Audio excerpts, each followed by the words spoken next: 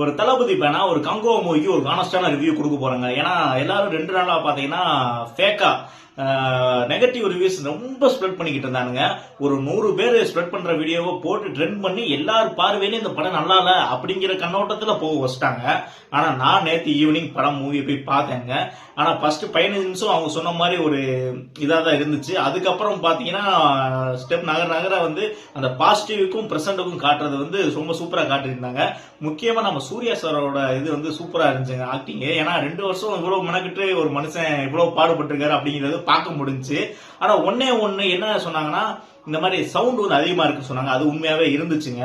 So ஆனா அந்த மாதிரி மூவில வந்து அப்படிதான் இருக்கணும், அப்படிதான் ஆகும், கத்ததான் செய்வாங்க, அப்பதான் ஒரு ஃபீலே இருக்கும். சோ அந்த ஃபீலை கொடுத்தாங்க. 3Dல பார்க்கும்போது வேற லெவல்ல இருந்துச்சுங்க. சோ 2000-3000 பேர் மெனக்கிட்டு இருக்காங்க இந்த மூவிக்கு. நம்ம சூர்யா சார் 2 வருஷம் இந்த மூவிக்காக மெனக்கிட்டு இருக்காரு. சோ அவரோட உழைப்புக்கான பலனை தான் நம்ம சோ நம்மளே சூர்யா ஃபேன்ஸ் நிறைய பேர் சூர்யா ஃபேனுங்க படம் நல்லா இருக்குன்னு சொன்னா எப்படி? ஒன்னு சொல்லுங்க, ஒரு ஒரு டைம் பார்க்கலாம், 2 டைம் பார்க்கலாம், அவ்வளவு ஆவரேஜ் மூவி அப்படின்னு சொல்லுங்க. ரொம்ப பர்சனலா போய் தாக்குறீங்க. அவர் இப்படி இவர் இப்படி இவருக்கு ஒண்ணுமே சரி வர அப்படிங்கிற மாதிரி பேசுறது வந்து ரொம்ப தவறான செயல். சோ ஒரு தளபதி ஃபேனா நான் சொல்றேன், ஒரு விமர்சனத்தை வந்து ரொம்ப கொண்டு போய் பர்சனல் அட்டாக் பண்ணாதீங்க.